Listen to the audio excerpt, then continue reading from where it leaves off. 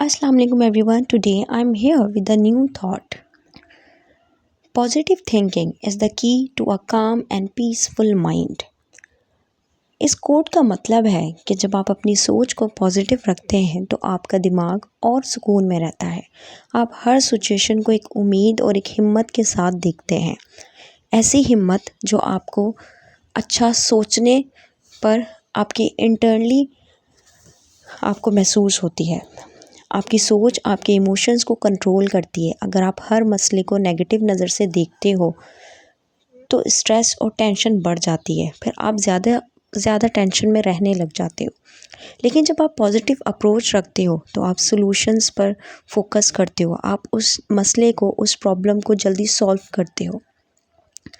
Positive thinking का मतलब ये नहीं है कि आप प्रॉब्लम्स इग्नोर कर दें।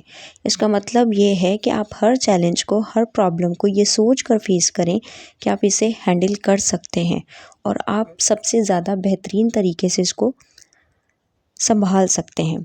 रिसर्च भी यही बताती है कि पॉजिटिव माइंडसेट स्ट्रेस को कम करता है और मेंटल हेल्थ को इम्प्रूव करता है। इससे आप ज़्यादा प्रोडक्टिव और कॉन्फिडेंट महसूस करते हैं। अगर आप अपना माइंड काम और पीसफुल रखना चाहते हैं तो अपनी सोच को कंट्रोल करें। हर दिन अपने आप से बात करें और पॉजिटिव वे में बात करें। अपने ऊपर काम करें, अपनी सोचों पर काम करें और कोशिश करें अच्छा सोचें।